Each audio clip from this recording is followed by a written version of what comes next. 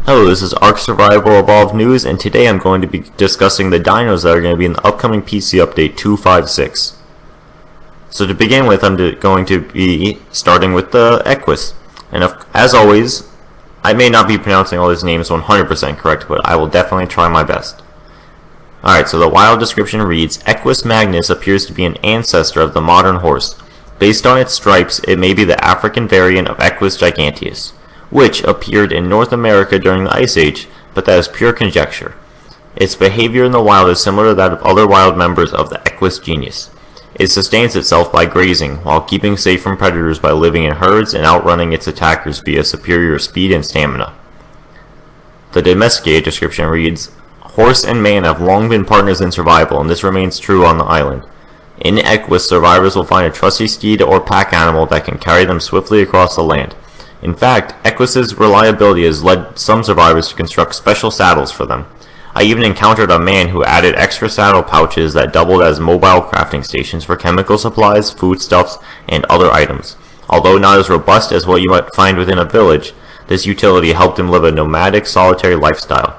Some survivors employ Equus to herd other creatures with extra long whips or wrangle using a specialized lasso. These tools are effective for self-defense as well, as Equus is limited in battle on its own, at least compared to aggressive prehistoric carnivores. So, out of all of these, Equus is probably the one I'm the most excited for. For one, it looks super cool. Also, this is our first, horse-like creature, completely horse-like. And I'm very interested to see if people are actually gonna start using land travel more than air travel, if that would even be a viable option. It of course depends on how good the speed and stamina is on the Equus, which according to the dossier it should be very good compared to other dinos. So I'm very interested to see this. And by reading the dossier, it almost seems like you might be able to customize the saddle, which that would be really cool, and the first saddle that you could do this on. That'd be cool if you could choose what benefits you wanted to add to the saddle. That'd be something new and very interesting. Alright, so after the Equus we have the Iguanodon.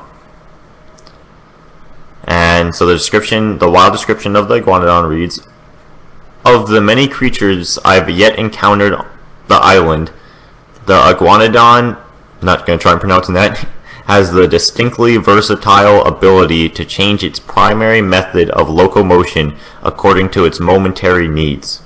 While bipedal, it can employ rapid stabbing attacks with its distinctive thumb spikes. Its quadrupedal stance, conversely, it seems to have an endless supply of stamina, even while sprinting.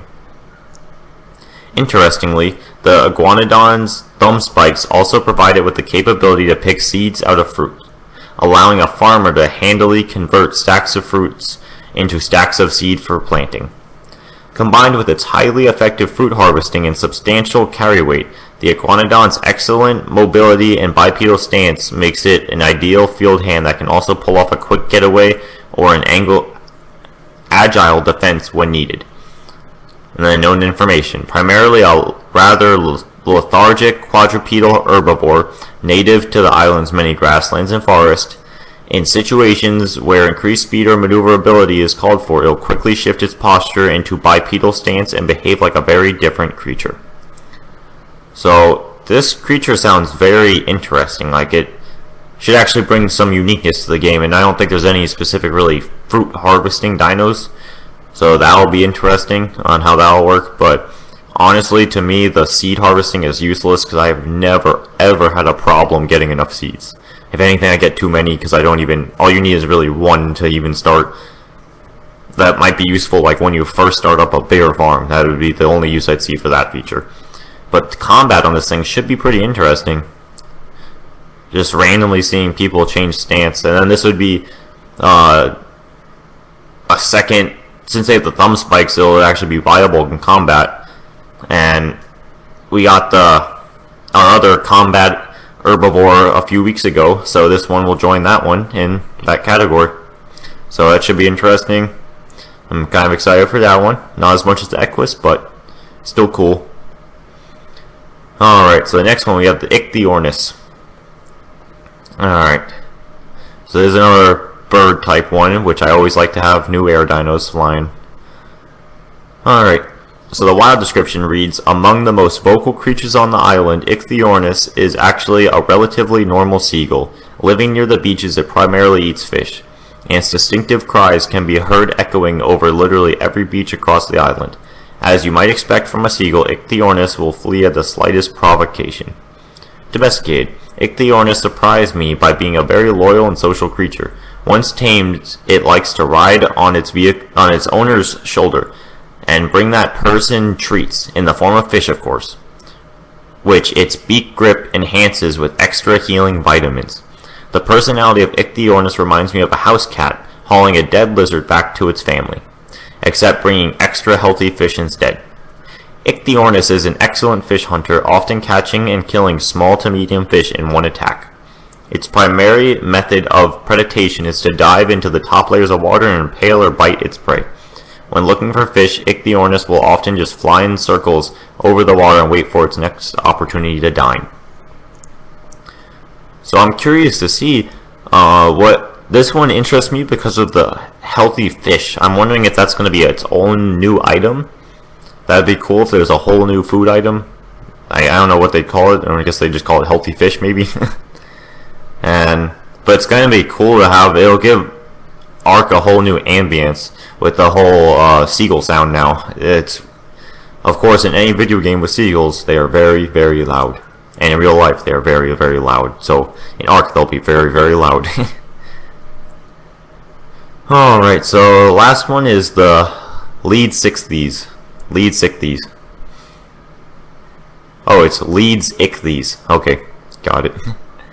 Alright, so the wild description reads, Leeds Ichthyes is probably the largest fish in the waters around the island.